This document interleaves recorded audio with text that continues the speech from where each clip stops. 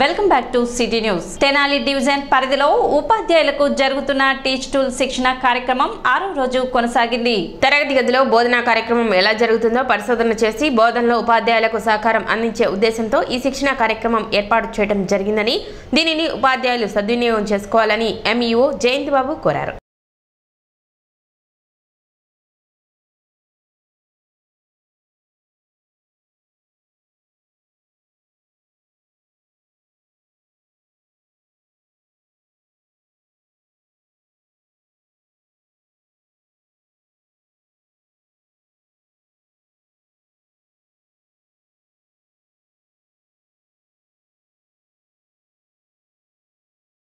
Teach tool ట్రైనింగ్లో భాగంగా ఈరోజు 6వ రోజు స్థానిక సెయింట్ జాన్స్ ఉన్నత పాఠశాలలో ఉపాధ్యాయులకు ట్రైనింగ్ ఇవ్వడం జరుగుతుంది.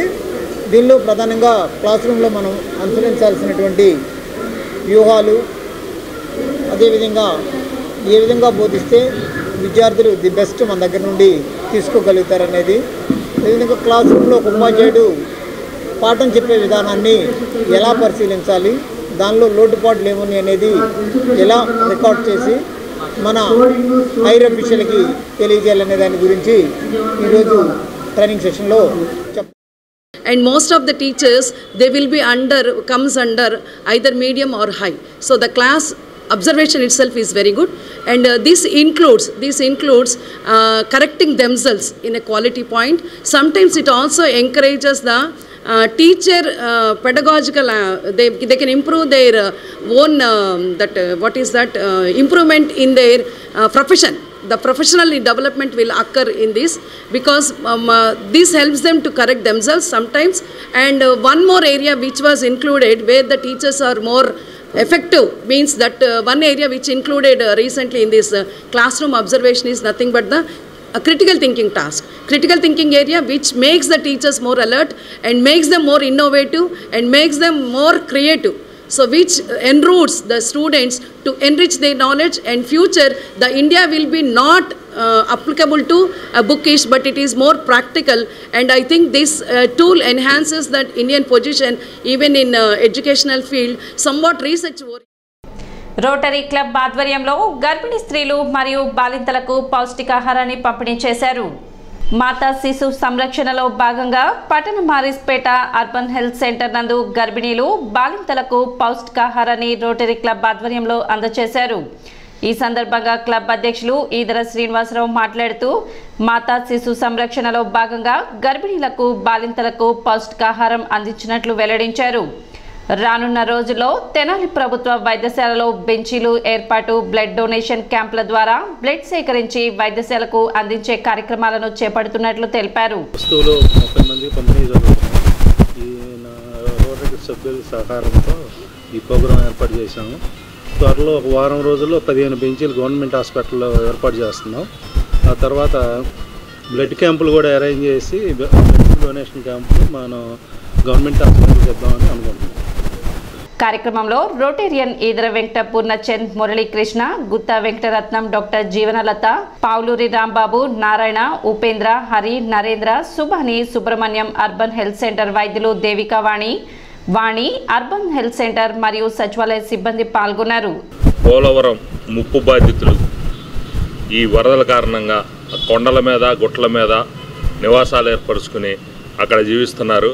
వారికి అవసరమైన తాల్పాలిన్లు, అట్లానే దోమతెరలు రోటరీ క్లబ్ తరఫున వారికి అందజేయడం జరుగుతుంది. ఈ రోటరీ క్లబ్కి తాడేపల్లి క్లబ్బు, మంగళగిరి క్లబ్బు, అట్లాగే Tenali club, Guntur, Hyderabad Jubilee hills club, 4 క్లబ్బులు కలిసి వారికి రేపు ఉదయం ఇక్కడి నుంచి బయలుదేరి వెళ్ళి వారికి అందించడం జరుగుతుంది. ఈ రోటరీ క్లబ్లో ఇటువంటి సేవా కార్యక్రమాలు చేయడం చాలా సహజం. ఈరోజు ఈ కార్యక్రమం కానీ, అటువంటి కార్యక్రమాలు కానీ అట్లానే మీ అందరికీ తెలుస్తూనే ఉన్నాయి. ఈరోజు తెనాలిలో రోటరీ క్లబ్ చేస్తున్న సేవా కార్యక్రమాలు అందరూ సహకారంతో ఇటువంటి కార్యక్రమాలు చేస్తూనే ఉంటాం. ఇంకా ముందు చాలా చేస్తాం. గర్భిణీలకి బాలింతలకి కూడాను పౌష్టికాహారం అందజేయడం జరుగుతుంది. ఈ విషయానికి ఇక్కడున్న స్టాఫ్ అందరూ, డాక్టర్ గారు అందరూ కూడా సహకరించి గర్భిణీ స్త్రీలని వాళ్ళు పిలిపించడం జరిగింది.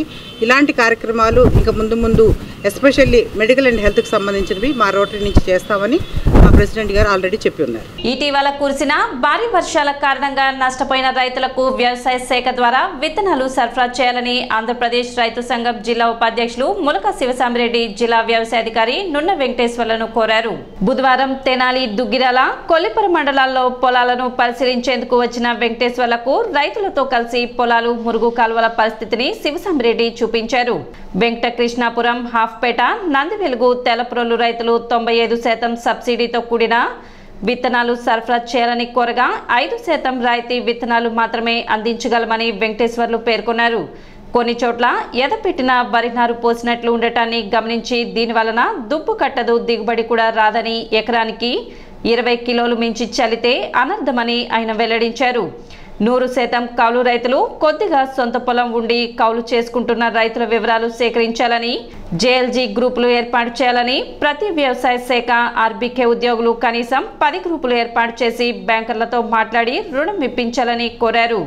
ఏడీఏ ఉషారాణి, ఏవో ప్రేమ్సాగర్ రైతులు, వేసెండ్ల రోసయ్య, మహబూబ్ ఖాన్, ఏడుకొండలు తదితరులు పాల్గొన్నారు.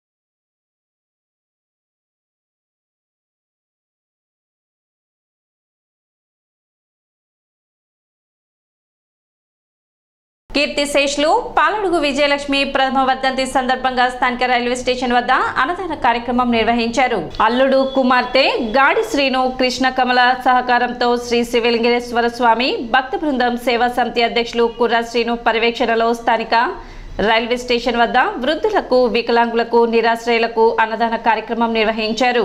ఈ కార్యక్రమంలో కందుల వేణువర్ధన్ మనవడు గాడి భరణి కుమార్, మనవరాలు గాడి లక్ష్మీ ప్రసన్న మరియు కమిటీ సభ్యులు పాల్గొన్నారు. తెనాలి స్టేషన్ సమీపంలో శ్రీ శివలింగేశ్వర భక్త బృంద సేవా సమితి ఆధ్వర్యంలో మా మేనత్త పాలడు విజయలక్ష్మి గారి పదవర్ధన సందర్భంగా పేదలకు అన్నదాన కార్యక్రమం నిర్వహించడం జరిగింది. మా మేనత్త గారు లేని లోటు మా కుటుంబానికి కానీ ఆమె అనేక సేవా కార్యక్రమాలు చేస్తూ ఉన్నారు. ఆమె అడుగుజాడల్లో మేము నడుస్తూ మేము కూడా, మా కుటుంబం కూడా వాళ్ళ తనయురాలు గాడి కృష్ణకమల గారు నడుస్తూ ఈరోజు ఈ కార్యక్రమానికి పునఃపుచ్చుకున్నారు. రానున్న రోజుల్లో మా మేనత్త గారి పుంజుకొని అనేక సేవా కార్యక్రమాలు చేస్తూ కుర్రాశ్రీని అన్న గారికి అడుగుజాడలో ఉంటామని తెలియజేస్తున్నాం. Thank you. సిటీ న్యూస్ ముగించే ముందు ముఖ్యాంశాలు మరోసారి.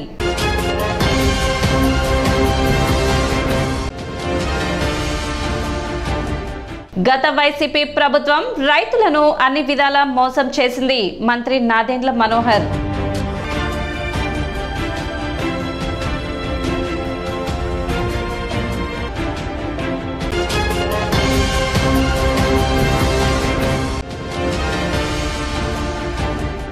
వేద పద్ధతిలో వరి సాగు చేసే రైతులు వ్యవసాయ మెలకువలు పాటించాలి. జిల్లా వ్యవసాయాధికారి నున్న వెంకటేశ్వర్లు సూచన.